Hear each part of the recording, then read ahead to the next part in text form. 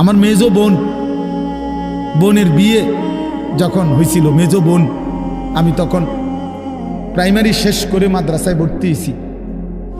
এই সময় আমার বোনের বিয়ে হয়েছে।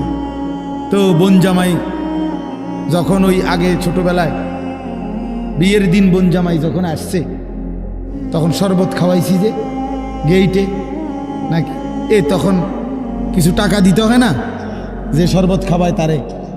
তো আমারে 100টা টাকা দিছে উনি প্রথম। তো এগুলা নাকি ওনার কাছে আরও টাকা ছিল, তো এগুলো ওই আর একটু সাফাসাফি করলে আরও দেয়, আরও কিছু দেয়, না মানলে আরও দেয়, এমনি এমনি নিয়ম ছিল। আমার 100 টাকা দিছে, আর এটা দেখে আমি একটা দৌড়ে আইয়া লাইছি। আমার পুরা মনে আছে, একেবারে কসম, আমার পুরো এখনো মনে হইলো আর এই কথাটা।